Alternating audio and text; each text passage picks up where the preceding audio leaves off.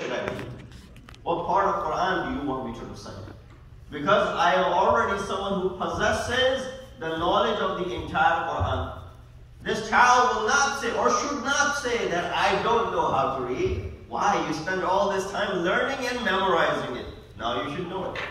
So Allah subhanahu wa ta'ala, by revealing this ayah, says what? He said, indeed, Allah favored the faithful when He raised amongst them a prophet from themselves to recite to them His signs and to purify them and to teach them the book and the wisdom. And earlier they had indeed been in a manifest error. People were in manifest error. People were in dalal mubin. Prophets were never, na'udhu-billah, in dalal mubin. They were never in any sort of error. They always had the knowledge. People were in manifest error. The prophets came to alleviate and remove that ignorance from them.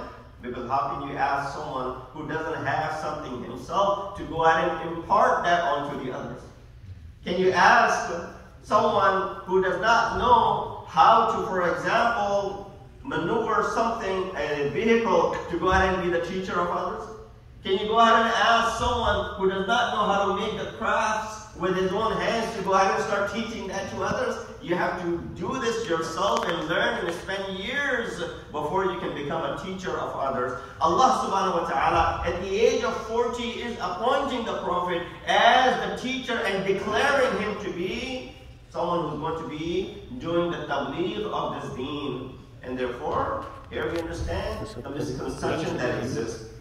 We find that Allah subhanahu wa ta'ala in the Quran, there are about 500 verses that talk about the bi'fat and the risalat of Rasulullah. Mab'ooth bi-risalat. It is an important day, brothers and sisters, if they're listening. It is an important day in a sense that this is the beginning of the religion of Islam. This is the beginning of that Islam, that religion that you and I subscribe to. Before this, there was darkness. After this, light has emerged. After this, no longer darkness could prevail as long as the name of Islam is present over there. So there are many ayat that refer to the fact how Allah subhanahu wa ta'ala has raised this prophet amongst the people. There are up to 500 ayat. Of course, we won't have time to get into all of those. But there were certain things that Prophet, along with his bi'that, accompanied as well. That was the reason for which people would believe in him being the prophet. Why ordinary people, someone comes and says that I am the prophet and apostle of Allah subhanahu wa ta'ala, especially if you have enemies in that land, it'll be a difficult task for you to go out and convince anyone. Secondly, people who believed in idols, they would definitely have more difficult time understanding, so they'll demand what? Show us some signs that you are a Nabi, an apostle. Because they have heard of Nabi, they had heard of apostles, they had heard the names of Adam, they had heard the names of Nuh and Ibrahim, they had heard the names of Ishaq and Yaqub, they had heard the names of Isa and Musa, alayhim afdalu salatu wassalam. They had heard the names of all of these Anbiya. But they're like, what you're claiming should accompany with some sort of miracles, because none of the previous Anbiya came without miracles. And therefore, Rasulullah, the biggest miracle of the Prophet of Islam is what? This Quran itself. So he manifests, he presents this Quran to them, that this Quran is something which is the biggest of the miracles that I have brought. He said, how could this Quran be a miracle? He said, you read, or you go ahead and bring forth a chapter similar to this Quran. You go ahead and bring forth an ayat similar to this Quran. As far as the eloquence and the meaning is concerned, if you're able to do so, go ahead and do so. And that is the biggest challenge of Quran, that you cannot compete with the words that are in it. They might seem like simple words, but the combination and the composition is miraculous in the sense that it is the kalam of Hakim, the kalam of all wise, and not kalam of Bashar. That's why it's above the kalam of Bashar. But of course, there were many people who were not satisfied merely just Quran being the miracle of Allah subhanahu wa ta'ala, miracle of the Prophet. And this Quran, it will be serving as a miracle to those who were already eloquent enough. The society which bragged and boasted about their eloquence in the Arabic language, for them did serve as a miracle. The society which had the elements in it, who knew that there will be a prophet coming, they had a knowledge of it ahead of time, they also denied it for one reason or another. The Rasulullah is competing with such people. Therefore, he has to produce certain other miracles which would be understandable by laymen, common folk, so that they would go ahead and believe in what Prophet has to bring. But of course, these miracles, these karamat that Prophet produced, he knew ahead of time that even by the production of these karamat and miracles, many will stay away. Therefore, today, you and I should not be looking for the karamat and the miracles from the prophets and Ahl-e-Bait to be a means of upbringing or upgrading our iman or to boosting our iman. While this methodology did not serve back then when it was needed, it will not serve today either. Let me repeat what I just said. That a lot of time, when these miracles are mentioned, when these karamat are mentioned, for example, Rasulullah made the pebbles talk on his hand. Rasulullah made the tree come forward. Rasulullah split the moon into two complete halves. You can't do that. It's the ayat of Quran. In shaqqatil qamar. Right? The ayat of Quran is there. When the moon split. Because this is one of the signs of Qiyamah. Rasulullah did that too. Or, for example, bringing the sun back after it has set. Or doing some of those things which are beyond human beings' abilities. None of us, regardless of how advanced we get, cannot control any of these things. They are beyond our control. They'll always remain beyond our control. And Rasulullah knew with these advanced miracles, even then people will not believe in him, will not bring iman onto him. Therefore today you should not be expecting that those miracles, the mention of those miracles will go ahead and do what? Will boost our iman. The only thing that will boost your iman is this Quran, this book of Allah subhanahu wa ta'ala. If not properly understood, you might lose your iman. But if it is properly understood, you will remain steadfast as far as this deen is concerned. So, Rasulullah did perform many of those miracles. Amongst them was to split the moon, as the ayat of Surah Inshiqaq, اقتربت الساعة, اقتربت الساعة وانشق القمر, that the hour has drawn near and the moon is split. Second thing which is upon us is also the night of Mi'raj. Now there is a debate as far as the ascension of the Prophet of Islam toward the heavens, if you want to call it, that he traveled, as the first ayat of Surah Bani Israel mentions, Bismillah ar-Rahman ar-Rahim, Subhanallah asra bi'abdihi min al-masjid al-haram ila al-masjid al-aqsa. That glorified is that Allah who took his prophet, who took his servant from Masjid al-Haram to the far away masjid or Masjid al-Aqsa, alladhi barakna hawlahu, the one who has made the surroundings to be blessed, لِنُرِيَهُ مِنْ آيَاتِنَا, so that he would witness the wonders and the secrets. Now, you and I can also travel to that Masjid al-Aqsa which exists in Palestine. Right? That Masjid al-Aqsa which exists in Beit al-Maqdis, there's a masjid called Masjid al-Aqsa over there. That is the masjid where Rasulullah went. You and I can go there as well. But do you see the signs over there? What are the signs that are being referred to in this ayah? Allah subhanahu wa ta'ala, even at that time, in the time of Rasulullah 14 centuries ago, that itself is a miracle. Why? For someone to travel the 1,500 mile distance from Mecca, where Masjid al-Haram is, to Palestine, about 1,000 plus miles, to be there instantaneously, that itself is a miracle. Even for the people today, let alone the people of the past. But that was not the miracle that Prophet was doing.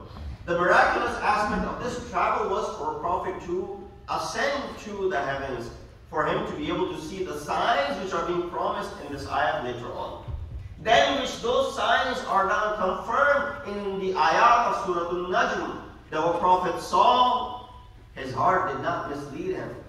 He saw these amazing signs until he reached where? Sidratul Muntaha. So where is Sidratul Muntaha? In Masjid al-Aqsa. To those who say, well, Rasulullah only went to Masjid Aqsa and that's part of Masjid Aqsa and he came back. He said, where is Sidratul Muntaha in Masjid Aqsa? So that means he ascended to the heavens. Now, another question might arise over here. If Rasulullah had already visited the heavens, Qiyamah hasn't taken place. Where are these heavens? Right? Heaven and hell, as our understanding is, will appear only after Qiyamah takes place. Meaning there's no physical presence of the heaven and the hell. They don't exist at the moment. Well, there is heaven and hell of purgatory and barzakh, which is existing right now. Which is there for those from the time of Hazrat Adam up until now. Anyone who has left this world, they are resting in this barzakhi Jannat or Jahannam. So the barzakhi Jannat and Jahannam exist. And it is also possible, some of the Mufassirin have mentioned, that this was the example of the heaven that will be introduced after Qiyamah, that Allah subhanahu wa ta'ala introduced and showed to the Prophet because he wanted to show and display the signs. And is it difficult for Allah? He says, "Kun," and it becomes it. So there's no doubt that Rasulullah saw those things which he saw as far as his Mi'raj is concerned. Now, inshallah, tonight we do have a program in this regard. We will have the Amal of Bi'that and Mi'raj, and inshallah I'll talk more in depth about Mi'raj in the nightly program. Sallallahu Muhammad wa alihi wa sallam. So, tonight, today is the day of 26th, tomorrow will be 27th, and tonight will be the night of Bi'that, and tomorrow will be the day of Bi'that. And it is important, one of the most important acts of tomorrow is to fast. The fasting of 27th of Rajab is amongst the 4 most important fasts of the entire year outside of Ramadan. Ramadan is wajib. These are as close to wajib as it gets. Let me put it that way. They're not wajib. But this is as close to wajib you can get. Mustahab and mu'akkad, for example, right? Where there's a mention of someone who fasts, Allah subhanahu wa ta'ala will forgive 60 years worth of sins of that individual. And these words are not taken for granted. It is what it means. That if you have 60 years worth of sins, that one fast of the day of our 27th of Rajab, Bi'that of Rasulullah, has that ability to remove the sins of the past. Yes. Allah is Rahim, Allah is Kareem. There's no restriction as far as His rahmat can encompass. Right? You and I have limitations and restrictions to what extent we can give. Even the richest person of the world has an extent to how much he can spend or she can spend. But there's no restriction as far as the wealth of Allah subhanahu wa ta'ala is concerned. Therefore, go ahead and ask. Therefore, go ahead and perform this amal tomorrow. Don't take it for granted, although it is a mustahab fast. Those of you who have wajib fast as qaza, if you were to fast tomorrow, it will count as your wajib fast. So bear that in mind. Tomorrow's fast is mustahab, but if you have qaza from before and you make the niyyah to fast tomorrow, it will be considered as a wajib fast. So you can't go ahead and break it in the middle of the day saying, oh, someone invited me, da'watul mu'min, I can go ahead and break my fast, because mu'min is inviting and turning down a mu'min's da'wah is also bad. So therefore when there's a clash, I can go ahead and eat. It will be a mustahab aspect of it will remain, that you will get the thawab of the fast of 27th of Rajab, but you will also make up the qadha of the previous years of fast that you have missed. So that is the most important act tonight. When you attend the program, go ahead and do the sahri, eat enough so that inshallah the fasts are still very short. The day ends around 6 o'clock, so it should not be that difficult. Other things that are important is to seek repentance and to make dua. Inshallah, we will be performing the amal. Dua tonight and tomorrow is the doors, just the same way Ramadan, Allah subhanahu wa ta'ala opens the doors of mercy and closes the doors of Jahannam. This is the same way. We find in Rawayat that dua is mustajab on the day and the night of Bi'that. Why not? Because this is the day for which Allah subhanahu wa ta'ala created this deen, the deen for which Allah subhanahu wa ta'ala says in the Quran, كُلُّ شَيْءٍ هَالِكٌ إِلَّا وَجْهَهُ. Everything will perish except the face, means the deen and the madhab of Allah subhanahu wa ta'ala. So, condition of the acceptance of dua, we must have an ongoing connection with Allah subhanahu wa ta'ala in all circumstances. It starts from tomorrow, or tonight rather. Prophet was commanded to force his nafs with utmost patience in making dua every morning and every evening to attract the pleasure of Allah subhanahu wa ta'ala. Quran condemns those who only resort to making dua when they're in need. Why? Do you not think that Allah subhanahu wa ta'ala could fulfill your hajat when you're not in need? Or do you think that Allah subhanahu wa ta'ala has limitations in His ata that you don't ask Him when you are not in need? Sixth Imam, Imam Ja'far al-Sadiq. This is the reason we need to make dua every single day. Imam said what? Is there a person who only seeks God's attention in making dua in times of extreme need, when he's really in need, may not see the results of his dua right away. So why? He said because the angels, when they hear the sound of this person making supplication, they say, we don't recognize this voice. Where was he up until now? So be constant habit of making dua. To the extent riwayat mention that Allah subhanahu wa ta'ala is angry at an individual who performs the salat and then does not raise his hand after finishing the salat in making dua. The emphasis of taqibat al-salat after each salat. See the importance of it? Allah says this person considers me worthy of sajda but does not consider me worthy of asking and seeking help from me.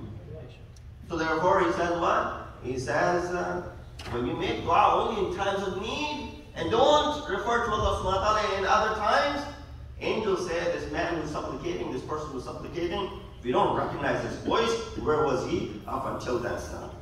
Dawood alayhi said, remember me. Allah subhanahu wa ta'ala said, remember me during the days of ease and comfort so that I may respond to your du'as during the days of difficulty and adversity. Inshallah, as I said, there are other aspects of this dua and the acceptance of dua. Hopefully we will get to those tonight as well, as there will be a program starting at 7 p.m. Do attend it. Inshallah, we'll have the amal and a short session to follow. We ask Allah subhanahu wa ta'ala give us the tawfiq and ability to fulfill or to give our hajat, fulfill our hajat on this special night that we are entering into. We ask Allah subhanahu wa ta'ala give us the tawfiq and the strength to perform the amal that are